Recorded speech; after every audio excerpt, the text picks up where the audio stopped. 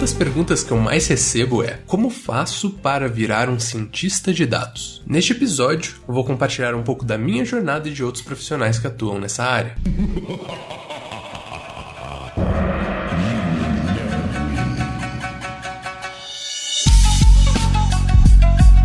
Você está ouvindo NinjaCast, feito para você que quer se tornar um mestre na área da tecnologia. NinjaCast.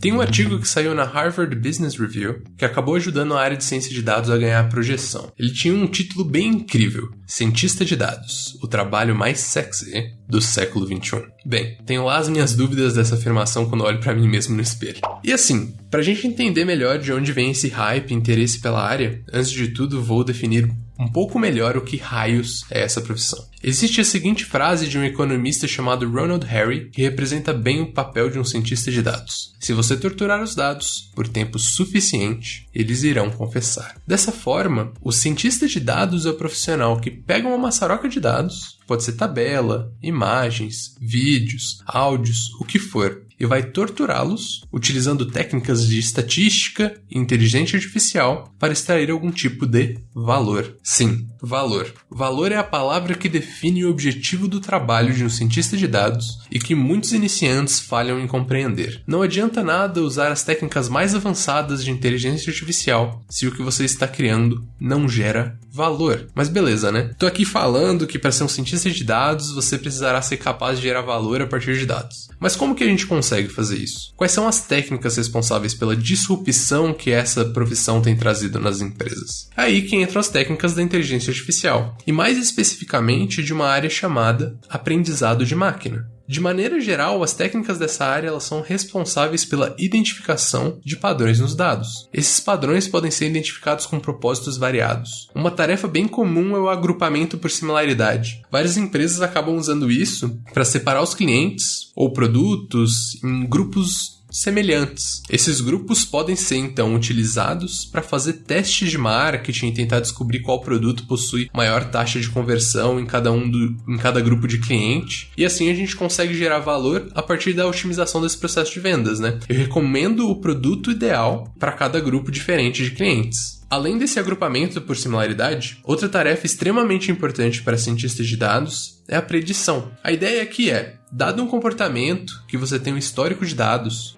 como uma tabela de transações de cartão de crédito, e para cada transação dessa tabela, a gente tem a informação se ela é uma transação que é uma fraude ou que não é uma fraude. A gente pode utilizar técnicas de inteligência artificial focadas em predição, que são os classificadores ou os regressores, que irão identificar os padrões que levam uma transação a ser fraude ou não. Uma vez que esse padrão é identificado, a gente consegue criar um produto que, dado uma nova transação, tenta prever se ela é uma fraude ou não com certo grau de confiança. Baseado na confiança dessa predição, a gente pode tomar uma decisão automática, que seria o bloqueio do cartão de crédito para evitar uma fraude, ou então uma decisão semi-automática, que seria acionar um agente que vai ligar para o cliente e confirmar se aquela transação é de fato ele que está tentando fazer. As oportunidades de aplicação são infinitas, e isso é o que mais me deixa apaixonado por essa área. Os limites do que você pode fazer, do que você pode alcançar nessa profissão, estão extremamente ligados à sua capacidade de abordar problemas de maneira criativa. Depois que você aprende as técnicas que dão a base para você atuar como cientista de dados, é seu papel usar tudo o que você aprendeu para encarar problemas e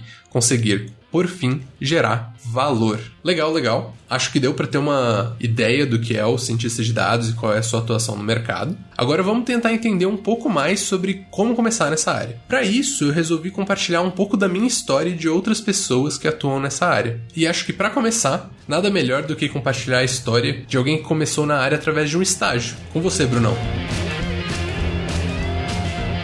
E aí, gente, tudo bem?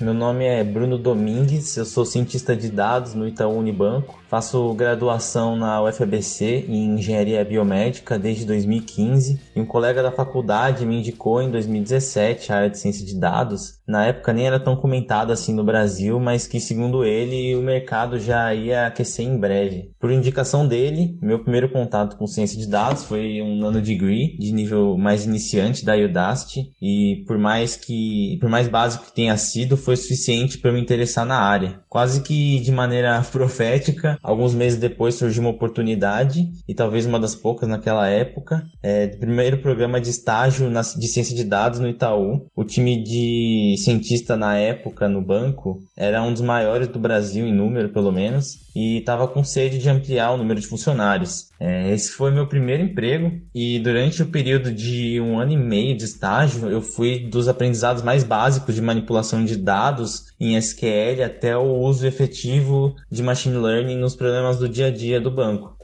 Por volta de 3 meses de estágio, eu optei por seguir o viés mais de aprendizado de máquina focado em visão computacional e processamento de imagens. Faz uns 8 meses já, mais ou menos, que eu passei pelo processo seletivo de contratação, que, além de uma entrevista com gestores, envolve uma prova técnica. Eu consegui a efetivação na mesma área de processamento de imagens, e desde então eu venho mais aprimorando essas habilidades nas aplicações internas dos projetos do banco mesmo. Foi nessa época, inclusive, que eu conheci o Felipe aí do NinjaCast. Agora, como que alguém estudando engenharia biomédica vai parar no banco, né? Eu me pergunto daí também, mas o que mais procuravam na época do processo seletivo foi um perfil mais analítico dos candidatos. Na época que eu procurei meu primeiro estágio, tinha poucas empresas interessadas em ciência de dados e ainda menos empresas com apetite para a contratação de estagiários nessa área, que é um cenário já bem diferente de hoje, em que hospitais já estão aplicando ciência de dados naturalmente. Minha formação na faculdade foi muito pouco focada em computação, então eu tive que ir atrás de aprender por conta, e grande parte do conhecimento que eu obtive foi já dentro do trabalho ou com cursos externos que eu fui atrás. Mas tanto meu gestor na área quanto os cientistas foram bastante acolhedores e ensinaram quase tudo que eu sei hoje, que é ainda só uma pontinha do iceberg do que tem na área.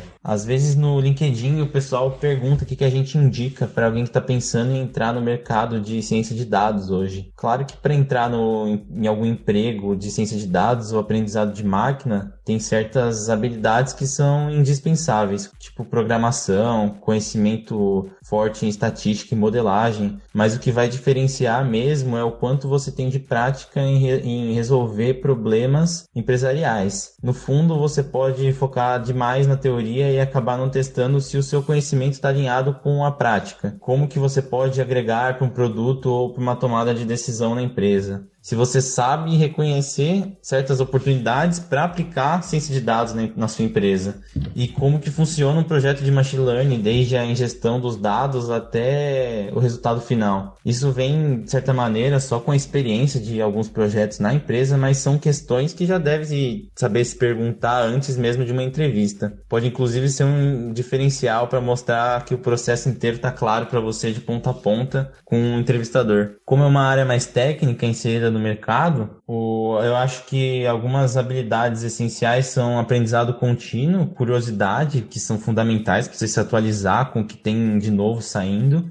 Além disso, eu acho que o storytelling é uma das melhores ferramentas que um cientista de dados pode ter para saber traduzir a metodologia que ele está usando para algumas pessoas que são leigas no assunto. Dentro da empresa, essa parte é crítica para que os outros funcionários entendam a utilidade e o valor que o cientista tem para oferecer. Acho que a onda de contratação de cientistas ainda está rolando bastante forte no mercado, que está com sede, então não tem nenhum melhor momento do que agora para começar a tentar seguir esse caminho aí.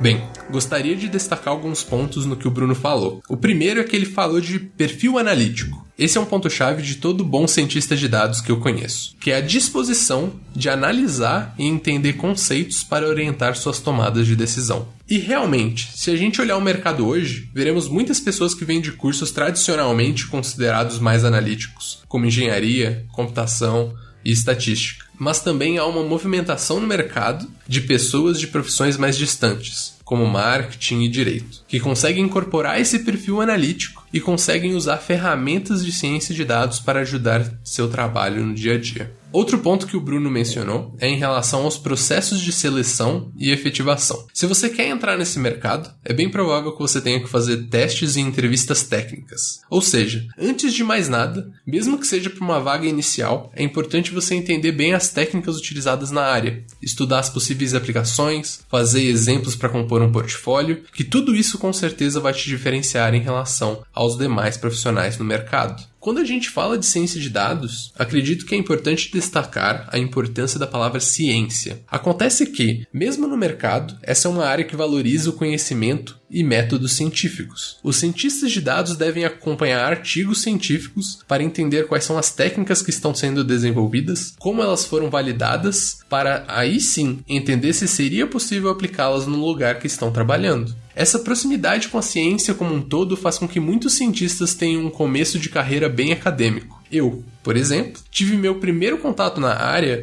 através de uma iniciação científica, onde eu trabalhei com imagens de mamografia, identificando diferentes padrões de densidade mamária que estavam relacionados à propensão do desenvolvimento de câncer. Eu conheço muita gente que acaba tendo o primeiro contato com a área em ambientes mais acadêmicos, como é o caso do Marcelo, que vai contar aí um pouquinho da sua experiência pra gente. Bom, minha história com a inteligência artificial e a ciência de dados em si, ela começou, posso dizer que durante a minha faculdade mesmo, conhecendo, né, as grandes áreas da ciência da computação. É uma área que me brilhou muito os olhos, né? Eu já tinha uma experiência maior com a área de desenvolvimento, mas quando eu conheci, né, a parte da inteligência artificial, né, do aprendizado de máquina, da mineração de dados, foi uma coisa que me chamou bastante atenção. Então, durante esse período, durante a minha faculdade, eu tive a oportunidade de participar de um período de iniciação científica na Faculdade de Medicina, aqui na Universidade Federal de Minas Gerais. E era um projeto voltado, né, para a computação aplicada à saúde, mais especificamente no contexto de cuidado da saúde da mulher. Então, eu tinha uma base de dados muito grande ali, que era uma base de dados justamente voltada para pesquisa, né, que eu tive a oportunidade de participar de vários projetos científicos relacionados a ela. Então, ali já começou um pouco a minha história com ciência. Então, durante a faculdade, quando chegou ali no período de TCC, eu resolvi, cara, eu tenho uma base muito boa nas mãos, que eu acho que pode me possibilitar, né, uma mineração muito legal, né, em cima desses dados. E conversando com as minhas orientadoras, nós resolvemos então realizar esse trabalho em cima dessa base de dados. Era uma base de dados de gestantes, então a gente pôde desenvolver um trabalho em cima dela. Mais especificamente, um trabalho que ficou intitulado como Análise da Via de Parto a partir dos seus preditores obstétricos. Então, o que seria isso? Nessa base a gente tinha vários chamados, né, desses preditores obstétricos. A gente chamou de esses dados do período pré-natal, de toda a história obstétrica da gestante, e a gente tinha esse desfecho, né, que foi parto vaginal ou parto cesariano. Então, nosso trabalho ele foi justamente para criar, né, uma classificação em cima desses dados, para identificar, baseado numa entrada, qual seria esse desfecho, né, no caso, qual seria a via de parto, né, baseado nesses dados de entrada. Basicamente foi isso o trabalho, né. O que motivou isso é justamente a grande indefinição, né, que existe na ciência em volta disso, visto que muitos hospitais têm seus próprios protocolos para essa tomada de decisão. O Brasil, né, nos últimos anos, ele era o país que tinha uma das taxas de cesariana mais altas de todo o mundo, né, e a cesariana, como todos sabemos, é um procedimento cirúrgico, envolve riscos quando feito, né, de forma não orientada, né, digamos assim, num momento que não deveria ter sido feito. Então existe uma conscientização muito forte hoje em dia, né, pela escolha do parto natural e etc. Mas, então basicamente o trabalho teve essa motivação e foi em cima desse objetivo. Aí encontramos uma série de desafios em cima disso. Por quê? Como lidávamos com a base médica, né, envolveu uma imersão no universo médico. Então tínhamos muitos termos desconhecidos para nós da computação. A metodologia de pesquisa na medicina é muito diferente. Então, assim, o que foi mais desafiador, o que deu mais trabalho durante todo esse processo de pesquisa científica foi essa questão, essa interface com a medicina, que me trouxe bastante trabalho e às vezes dificuldade. Mas no fim das contas deu tudo certo. Na medicina eles têm nos trabalhos epidemiológicos, principalmente, eles têm uma força, né, na estatística muito forte. Eles estão acostumados a fazerem alguns tipos de tratamento nas bases de dados para realizar pesquisas científicas utilizando estatística, então isso facilitou um pouco, mas no geral, essa interface com a medicina foi o que dificultou mais, então teve um trabalho de imersão, de entendimento, de conhecer o que eles faziam ali, que é um trabalho que eu acredito que um cientista de dados sempre vai ter, né? Porque no geral, um cientista de dados é chamado para resolver problemas de outras pessoas, de outros universos, então é muito interessante quando você conhece o problema da pessoa, né? Quando você vai lá, fica imerso, por exemplo, num dia de trabalho dela para identificar justamente o problema que ela está enfrentando. Então, tudo isso é muito importante num contexto, né, de um cientista de dados, e foi esse justamente as maiores dificuldades que eu encontrei. Além disso, dificuldades que a gente encontra normalmente, né, em minerar bases de dados que no geral não estão muito boas, né, digamos assim. Tivemos que gastar um bom tempo, né, com a parte de pré-processamento, pois era um desafio grande, né, que se enfrenta com sistemas médicos principalmente. Muitos médicos, né, a medicina no geral ainda tem um grande preconceito com sistemas automatizados eletrônicos. O médico ainda prefere o papelzinho para ele escrever. Então, o sistema teve que ter muitos campos de texto aberto. Isso envolveu um trabalho extra, porque minerar, né, bases que não tenha dados categorizados e normalizados é muito complicado. Então a gente tinha muitos campos no sistema que eram campos de texto, né, com vários textos lá que a gente precisou minerar nesses textos abertos. Então envolveu uma série de processamento em cima de texto que deu muito trabalho. Então essas foram as principais dificuldades assim que a gente encontrou. No final das contas, a gente resolveu utilizar um modelo de árvore de decisão simples, visto que, por ser, né, um trabalho da medicina, os médicos eles queriam, né, uma coisa muito visual, sabe, para mostrar mesmo o caminho a se tomar, né, das variáveis, o que estava levando a esse desfecho final. Então acho que a árvore de decisão foi uma coisa que deu uma visualização bem legal, né? E tivemos resultados interessantes e ficou um visual, né, legal para os médicos verem e nos ajudarem, né, quanto a entender o resultado dessa árvore, que no final das contas fez todo sentido dentro da medicina. Então foi muito interessante nesse sentido. Mas claro, né, também procuramos juntar algumas outras técnicas de clusterização, pós-clusterização rodar uma árvore de decisão para traçar a classificação desses clusters, né? Também é uma coisa que a gente utilizou um pouco para tentar usar alguns resultados, para atingir alguns resultados interessantes. Mas no geral foi isso, né? Foi um trabalho que rendeu um resultado interessante. Foi um bom exemplo, né, de como utilizar a computação e a inteligência artificial como uma ferramenta, né, para resolver problemas do nosso mundo, né, problemas da medicina, do cuidado da saúde da mulher, né. Foi uma coisa que me motivou muito a entrar para essa área e foi muito interessante, né, visto até inclusive que isso, né, se tornou um possível projeto também de mestrado lá na própria universidade, que pretendo, né, tocar e continuar tocando esse cara aí nessa mesma linha, né, talvez tentando utilizar algumas outras técnicas e tentar atingir resultados ainda melhores em cima disso. Mas essa questão, né, de utilizar a computação e a inteligência artificial como ferramenta para resolver problemas do nosso dia a dia, resolver os problemas do mundo como um todo, é uma coisa que eu acho que é muito interessante. E a computação está aí para isso, né? Tá como ferramenta, tá como um meio, né, para se atingir um objetivo final. Acho que é isso. NinjaCast. O Marcelo descreveu alguns desafios aí no primeiro contato dele. O primeiro foi que ele estava aplicando conhecimento técnico no domínio médico, que ele não dominava, e que nem ele falou. Isso é algo que acontece bastante com cientistas de dados no mundo real. E a habilidade de comunicação para conseguir entender bem o problema e assim produzir a melhor solução possível é essencial para você ser um bom cientista de dados. Outra coisa, o Marcelo comentou que foi um grande trabalho ter que processar os dados da pesquisa dele. A gente chama essa etapa de limpeza de dados, e se você quiser se referir a essa etapa de uma maneira mais genérica, você também pode falar que é a etapa de data prep. A verdade é que essa etapa é, muitas vezes, boa parte do trabalho de um cientista. Os dados no mundo real não vêm limpinhos. É papel do cientista de dados não só organizar a bagunça, mas também decidir qual é o melhor método de organização para cada caso. Então, quando for estudar data science, não ignore essa etapa. Olhe para ela com carinho, pois com certeza vai fazer diferença tanto para você conseguir um emprego, quanto depois no seu dia a dia como cientista de dados. Não fica só encantado pelas técnicas de inteligência artificial e machine learning. Estuda como que você vai ter que tratar os dados, como que você extrai os dados, como que você faz uma coleta de dados eficiente, para aí sim você conseguir alimentar os seus modelos de inteligência artificial de maneira eficiente. Daí beleza, você pode estar se perguntando, tá, quais são as habilidades que eu tenho que desenvolver para me concretizar como um cientista? Dando uma resposta simplificada para esse problema,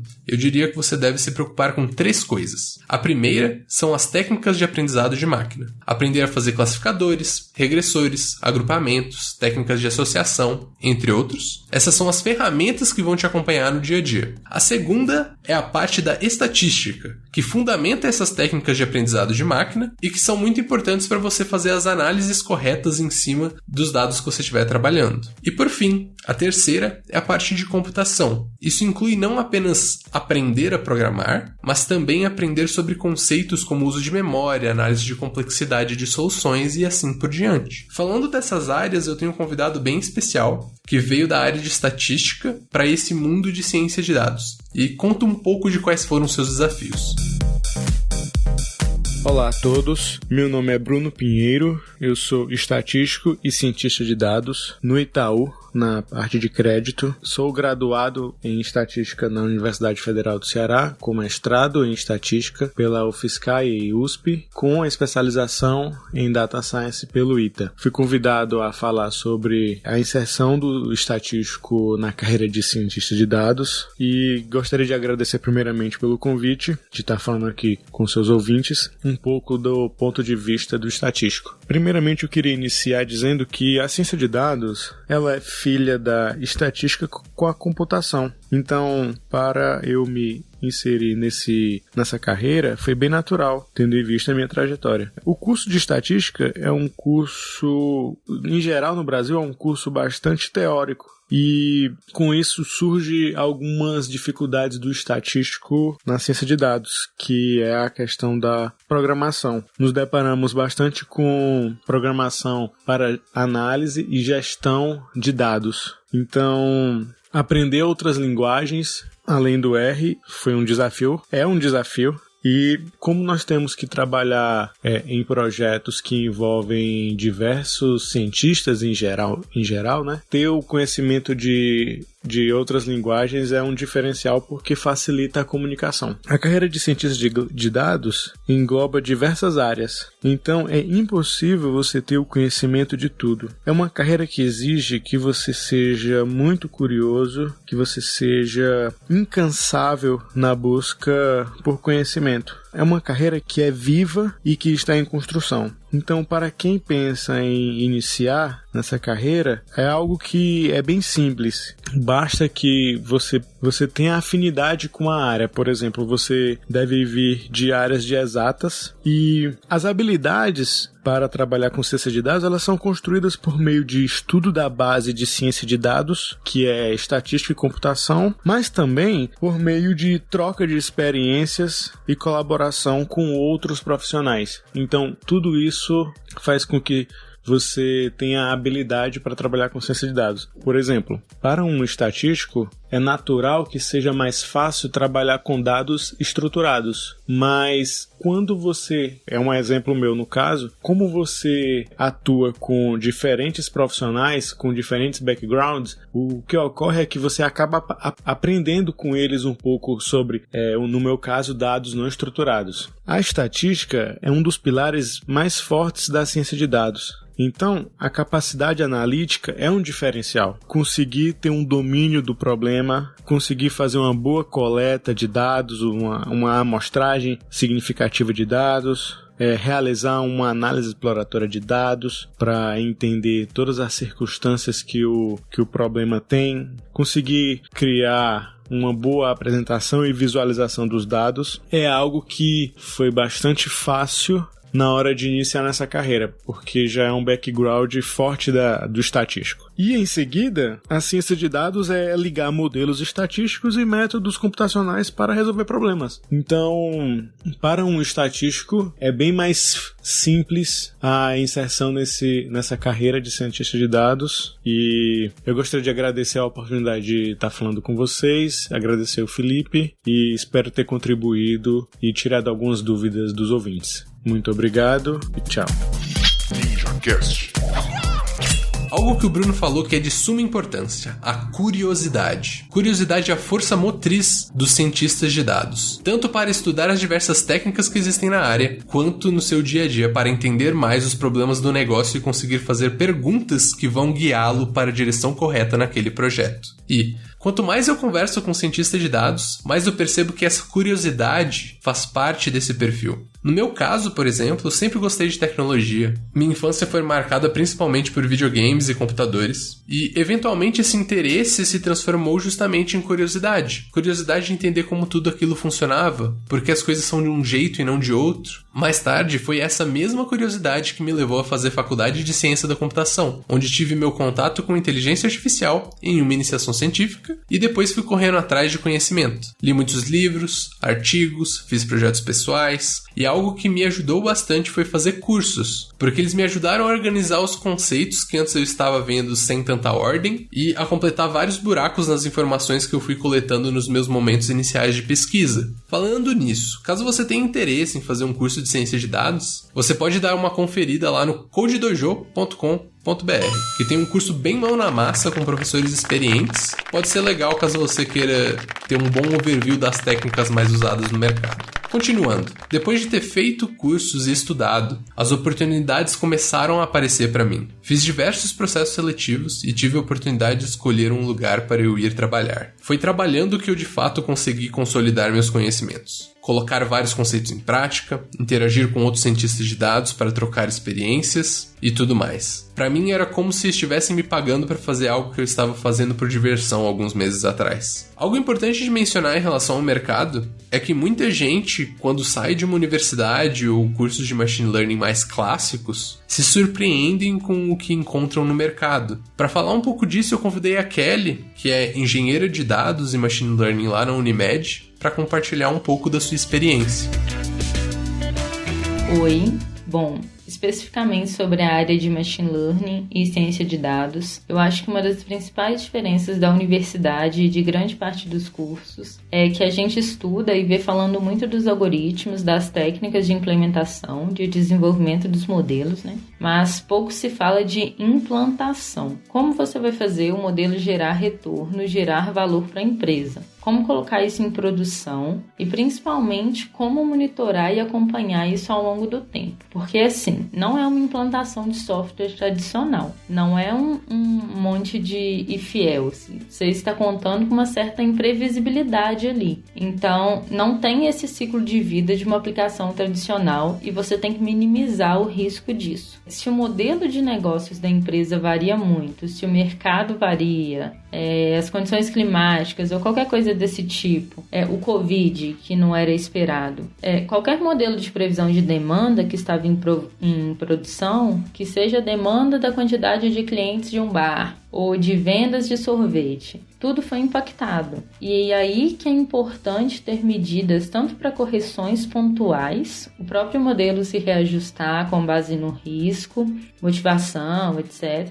quanto se as regras atuais não condizem mais com o que o modelo aprendeu anteriormente. E essa parte de implantação, eu tive sorte de encontrar pessoas que já tinham familiaridade com a implantação de software e migraram para a área de Machine Learning, que me ensinaram muito sobre arquiteturas, principalmente sobre cloud. E aí, quando você vai para essa parte de cloud, você começa a fazer cursos e buscar conteúdos muito específicos, porque não tem coisas muito genéricas que englobem tudo isso. E aí você vai agregando os conhecimentos específicos com os conhecimentos que você já tem e vai formando ali sua bola de conhecimento. No meu ponto de vista, entender alguma coisa sobre cloud, AWS, Google, tanto faz, qualquer uma delas, é indispensável para quem vai para a área de Machine Learning, porque facilita o trabalho de todo mundo, independente do papel que a pessoa exerce. Engenheiro de Machine Learning, cientista de dados, arquiteto de cloud, engenheiro de dados, independente do papel da pessoa lá no pipeline, no meu ponto de vista, qualquer bom profissional dessa área vai saber conversar e entender um pouco desses assuntos, porque é assim que você consegue construir e entregar um bom produto. Em termos mais gerais, eu acho que uma grande quebra de paradigma, se é que eu posso dizer assim, da universidade para o mercado, é que nós fazemos as disciplinas muito bem separadas. Alguns professores algumas vezes até tentam acoplar e tal, juntam algumas disciplinas, sistemas operacionais com redes, que até faz sentido. Mas, no geral, a gente tem tudo muito bem definido, muito bem separado mesmo. Daí você é formado em computação ou qualquer coisa de TI e presume-se que você sabe tudo, que você sabe como todas aquelas coisas se conectam. E é a hora que você diferencia quem sabe uma tecnologia de quem realmente aprendeu os fundamentos. Porque assim, quando você sabe fundamento, é mais fácil de você analogamente aplicar em outras coisas. Mas tecnologia, se mudar o botão de lado, às vezes a pessoa já não sabe fazer mais. Então assim, só um exemplo. Eu nunca gostei muito de redes, nem no técnico, nem na faculdade, minto. Eu gostei de redes quando eu tinha 14 anos e crimpei um cabo pela primeira vez. Aí foi incrível. Mas enfim, fora isso, não muito. Mas eu estudava, prestava atenção, sofria lá com os protocolos, fazia os trabalhos práticos, dava tudo errado, demorava o dobro do tempo, mas saía, entregava. Aí formei. Já estava na área de dados, né, machine learning, vou trabalhar com inteligência artificial. Não esperava ver redes mais. Mas eu também não esperava que eu ia trabalhar com cloud. Quando eu fui trabalhar com cloud, configura subnet pública aqui, subnet privada ali, tem uma VPC lá, passa pelo proxy, não sei o quê. Então, assim, o mercado é quando você junta tudo. É quando você está programando e tem umas ideias mirabolantes, assim. Mercado de trabalho é isso. É você conseguir compilar todos os fundamentos que você aprendeu para tentar resolver seus problemas. E isso a faculdade não vai te ensinar.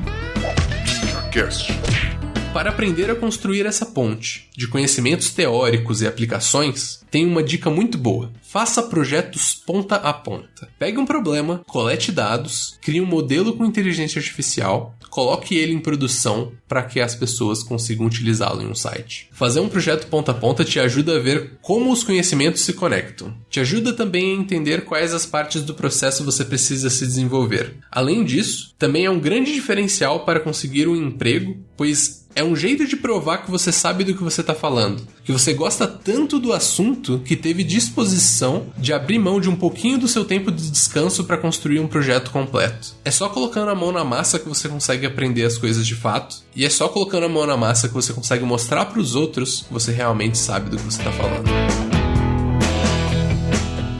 Finalizando o episódio aqui, eu queria resumir as mensagens que vimos ao longo desse episódio. A primeira mensagem é que o cientista de dados é o profissional que gera valor a partir de dados, utilizando inteligência artificial. A segunda mensagem é: estude aprendizado de máquina, estatística e computação para se tornar um cientista. Você pode ter foco em mais em uma área ou em outra, mas ter um pouco de conhecimento horizontal é extremamente importante. A terceira mensagem é: use sua curiosidade como força para estudar cada vez mais. Leia artigos, livros para aprender e coloque em prática através de cursos e projetos. E, por fim, se você gosta dessa área, não desista. Continue estudando no seu ritmo, aplique para vagas de empregos que te interessam, nem que seja só para conhecer um pouquinho mais do processo seletivo daquela empresa, e eventualmente seu esforço se pagará. Se você gostou desse episódio, segue a gente no Spotify e no YouTube. É só procurar lá NinjaCast. Valeu!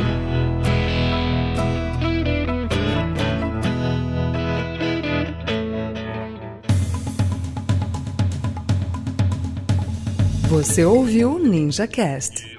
Esse episódio chega até você com o apoio do Code Dojo, uma escola de tecnologia focada em ensinar o que está em alta no mercado. Confira esse e outros episódios no www.codedojo.com.br/NinjaCast.